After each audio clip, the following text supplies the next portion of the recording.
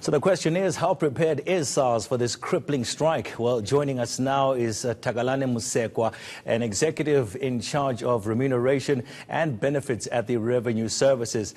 Takalane, good to speak to you. First of all, can you please confirm that you met with the unions last night, and where are you failing to meet eye to eye with the unions? Yes, thank you for having us. Yes, we met with the trade unions last night, but it was a continuation of a meeting we had on Monday evening. On Monday evening, we tabled a 7% average increase, which was differentiated based on the level of performance of employees. So in that offer, the above average employees were going to receive between 7% and 9.2%. And the lowest increase was going to be 5.2%, which is CPI plus 1%. Organized labor rejected that. They asked for 11.4%, which has been what they've been asking all along. We continued with the discussions yesterday morning, where we reiterated that we only have 7%, and we dropped our differentiation model and said we are willing to give 7% across the board to all employees. They once again rejected that, and they then asked us to rather consider or reconsider the proposal that was made by the CCMA commissioner on the 8th of March, which was that we give an 8% across the board increase for a single term with 4 other benefit issues. We then went away and looked at our numbers again, and in the evening we reconvened, and we tabled then a revised offer of 8% across the board as they have requested.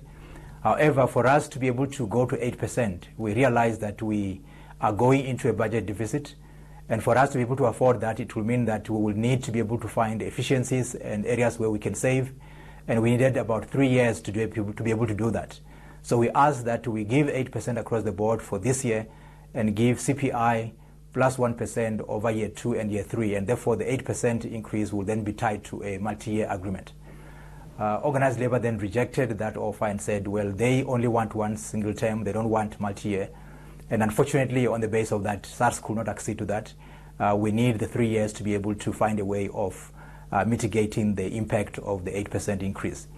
And so we then reverted to our 7% across the board for a single term, if that is what labor requires. Okay. So when we deadlocked last night, our point of difference was simply that, to say they want single term and we want multi-term.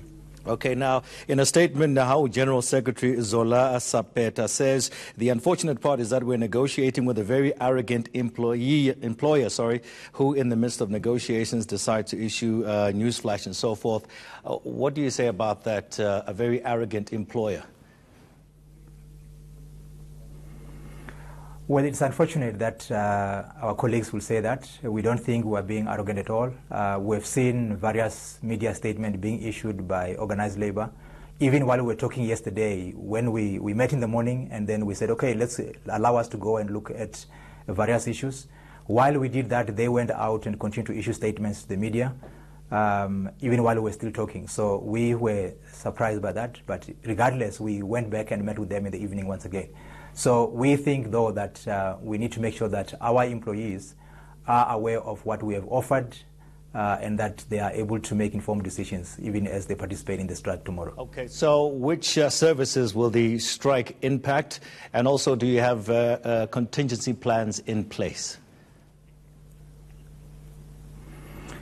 Yes, well, so in the notice that both PSA and NOW has given us last week, Wednesday, we also had an agreement on the picketing rules, which were ratified by the CCMA, which all parties must abide by.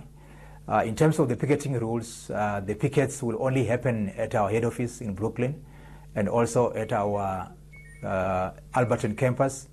There is no action or marches that can take place at our various offices around the country, although employees in those offices may stay away from work. Or they can march whatever they want to march, but they can't march or picket at our offices.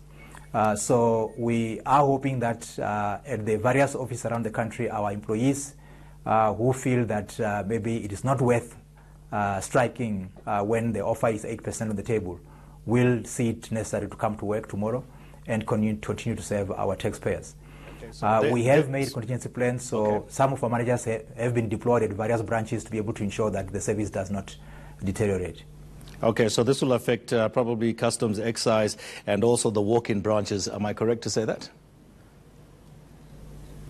That's correct, yeah. So mainly our customer-facing areas will be the branches and the ports of entry and the contact center for those that might want to call in. So that's where the big impact will be. So we advise where taxpayers are able to access our services through our e-channels, we advise that they do that. But where it is impossible to do that, we ask them to still go to our branches. We hope that we'll still have a minimal service available for them to do that. All right, thank you so much. On the ports of entry, we work on... Thank you so much. That's Mr. Takalani Musekwa, who's an executive in charge of remuneration and benefits at the Revenue Service, talking to us about the planned strike that's due to start on the 28th. That's this coming Thursday, and also giving a warning to people who want to go into some of those SARS branches. There might be nobody in to help you.